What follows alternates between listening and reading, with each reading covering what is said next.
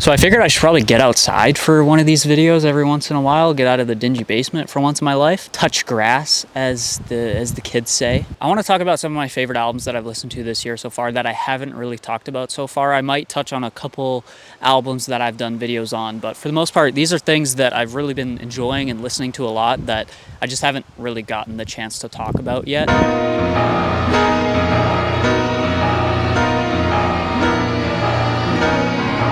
Construção by Chico Buarque is one of my favorite albums I've heard in a long time. It's a personal 10 out of 10 for me. I've been listening to it probably the most out of any album this entire year.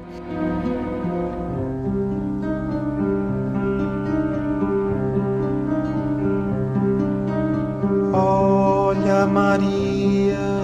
Now, this album's very popular in Brazil. It's kind of a staple of Brazilian music. This isn't the first album in this style that I've heard, but it's definitely my favorite that I've heard so far. I just like the world and the sounds being presented on this album are totally otherworldly. It's unlike anything I've ever heard. Not in the sense that it's like extremely experimental, but it just feels so distinct and so singular, especially in the way that instruments are used. It's very theatrical at points. It's very over the top and kind of whimsical at points, but it is also extremely stripped back and minimalistic when it needs to be. Chico's voice across this entire album is stunning. Obviously, I don't know anything that's being said in the lyrics here, but just the compositions, just the textures, the kind of 70s gritty feel to some of the production here and how this is recorded is just such a treat to the ears. Obviously, the title track, Construção, is excellent. It's very theatrical, kind of dark at times and over the top. I love the piano on the intro track. It's just stunning musicianship, but with some really, really like interesting and unexpected twists and turns to the songwriting. You give me something I know. Cat Bloom and Lauren Connor's Restless, Faithful, Desperate. This is a very stripped back, minimal, and emotional acoustic singer-songwriter record. I heard one of these songs on Cameron Winter's like Astronomy playlist, I think it is. I was blown away by the song I heard on that playlist, so I decided to check out this whole album, and it really does feel like an unreal predecessor to Adrian Lenker, which might be an obvious thing to say, but the shaky, quivery, overly emotive vocals on here are absolutely stunning. I love how the guitars sound kind of Nick Drake-esque. This comes after Nick Drake. This is like 84 or something. It's in the 80s.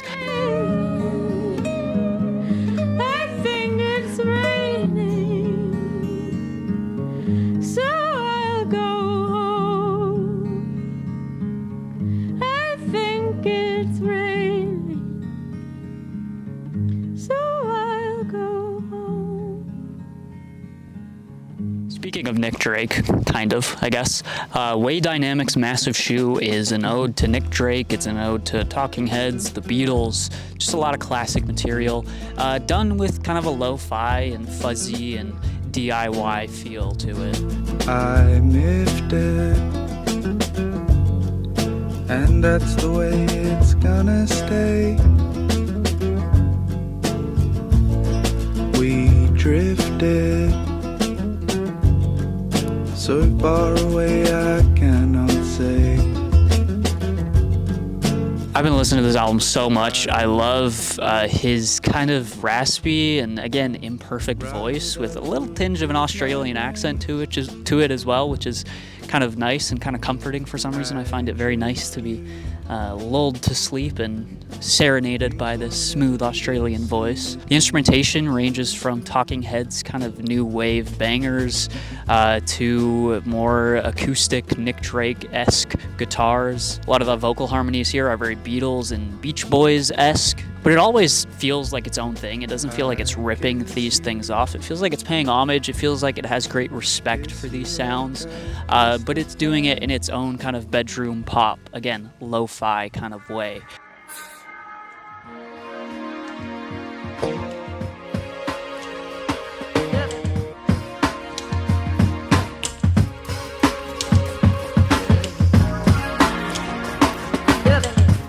I first heard of this duo, I think it is, this year. They're called Chanel Beads.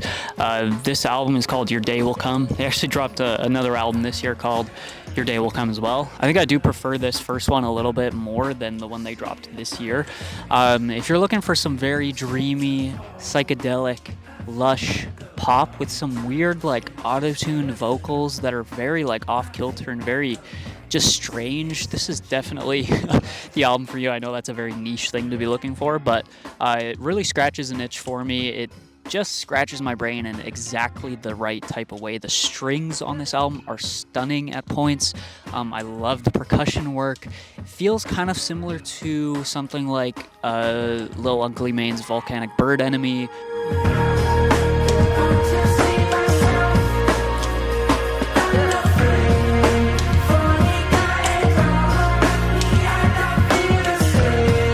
Just kind of strange is the best way to put it. It's kind of uncanny in a way, but just something that has continued to grow with me. I love every single track here, and there's some real bangers on here as well, which is just a lot of fun. The drum work on this album is great, and it's just such an inviting, but again, strange and just peculiar little world.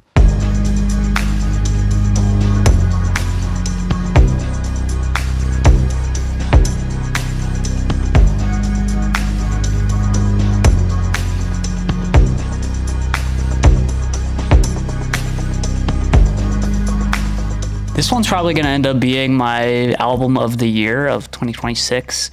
Boards of Canada are back with Inferno. It has been a while since they released an album before this one. The hype was through the roof for me, and I know for a lot of Boards of Canada fans, and it absolutely exceeded every expectation that I had. This is a extremely hi-fi, atmospheric, expansive world of an album. The synths that they use here are unbelievably textured and just scratch an itch in my brain that few synths scratch. The percussion, the drum machine work here is entrancing, to say the least, as it usually is with Boards of Canada stuff. This one feels a little bit less hip-hop inspired. Like some of their older albums feel like, you know, stuff that you could easily kind of rap over. This stuff feels a little bit more, again, cinematic, and it's kind of more focused on the progression of the track rather than the groove. And there's still some great grooves here, but I just love the journey that this album takes me on. The transitional moments here are stunning. The spoken word, chopped up spoken word sample bits are haunting at times. It really feels like you're looking into a bleak, apocalyptic world where all the machines, all the technology, all the artificial stuff that has taken over this world is kind of deteriorating in a way, which I think is just a very bleak and kind of present day mindset that this album has with, you know, how prevalent things like AI are right now.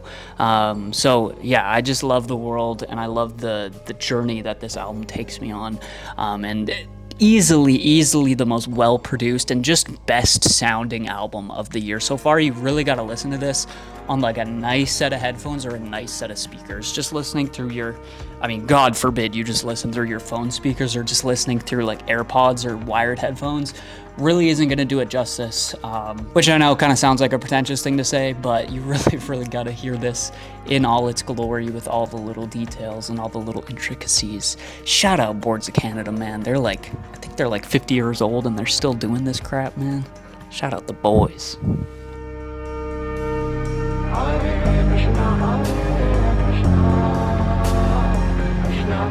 I'm gonna go rapid fire through a couple more here. James Blake, Trying Times. Haunting album from James Blake. The production, the vocals are ghostly at times. Obviously kind of uses some of his trap styling that he has used on some of his past albums, fused with kind of R&B and gospel influences. I think it's my favorite album from James Blake in a long time. I think it's the best his songwriting has ever been. Some of the ballads here are unbelievable, and the production here is insane as well. Genesis Owusu's Red Star Woo and the Worldwide Scourge is excellent. His best album since his debut, maybe his best album ever. If you guys don't know Genesis, this is an Australian artist that kind of dabbles in a lot of different sounds, styles, and genres. A lot of it is hip-hop, a lot of it is punk, a lot of it is R&B, a lot of it is straight-up pop, and this album kind of touches on all of those sounds with a more politically driven and socially aware lyrics charging the entire album. I mean, there's some great political commentary here. There's some great punk tracks on here. Kurt Weill's new album, Philadelphia Has Been Good to Me, was a very highly anticipated album for me because I loved Waking on a Pretty Daze. Kurt's voice, I love his songwriting, I love his lyricism, I love the kind of breezy and sun-soaked guitars across this entire album. Some really, really memorable choruses across this entire thing. The best thing about Kurt Weill is just how feel-good his music is while still being interesting and while still feeling like it has something to say. Probably the biggest moment in pop music this year has been Olivia Rodrigo's new album, You Seem Pretty Sad for a Girl So in Love. And let me tell you guys, I love it. It's fucking amazing. It's so good. I can't actually believe how good this album is. I feel it again, edge of the bed, body and head protesting. I've always been a fan of Olivia Rodrigo to an extent. Like, I'm not like a super fan. I haven't loved any of her past albums, but I've always enjoyed certain aspects of them. But I think hands down, this is easily the best album she's ever made in all aspects. The production, the songwriting, the vocals. Conceptually, I think it's her most interesting album as well. The singles leading up to this definitely hooked me and they definitely got me excited for the project, but I wasn't ready for how just stellar every single track is here, except for My Way. I think that's like my least favorite track and it's just kind of whatever. But you got Maggots for Brains. You got The Cure, which is maybe my song of the year. You got Stupid Song. You got Purple, which is stunning. You got You Plus Me Equals Heart. Come on, man. Come on. If this doesn't sound like the inside of like a teenage girl's diary, I don't know what does. And why does that make me like it? I don't know. It's just so... It's so her, it's so honest, it's so raw, but it also isn't like taking itself too seriously at points, like it's kind of tongue-in-cheek at points. Some of her other albums I think were a little bit immature in that sense where, holy shit, this butterfly's trying to kill me. Some of her other albums were maybe a little bit too, like trying a little bit too hard to sometimes be edgy. I think Guts definitely was trying too hard to be edgy at points, trying too hard to be funny, where this album, I feel like the humor just lands. It feels like it's where it needs to be. It doesn't feel like it's trying too hard. Her vocals are stunning across this entire album. I think she's probably the most talented vocalist out of any mainstream pop artist right now. She was always a good vocalist on her previous albums, but they have just really leveled up here, and I think she has a level of taste here that maybe she didn't on the other albums, where she knows how to use her voice in just the perfect ways. Sometimes you don't need a pristine, perfect vocal performance. Sometimes you need a vocal performance like she gives on What's Wrong With Me.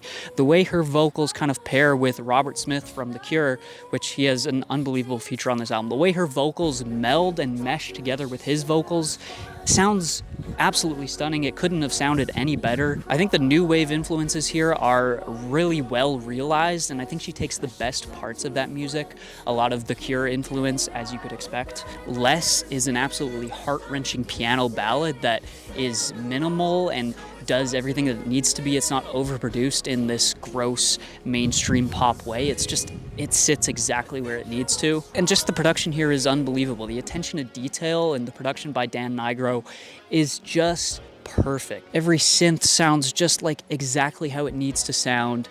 There's a richness, there's a beautiful textural quality to the production here that I feel like a lot of modern pop music sacrifices. None of this feels overcompressed or oversaturated or just bland in any way. It absolutely blew my expectations out of the water. I cannot believe how much I enjoy this album, and while it's maybe not the best album of the year in my opinion, it's up there. It's definitely in the top 5.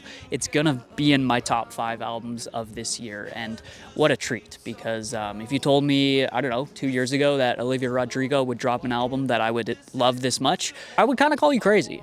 Went to the doctor and she said I was fine.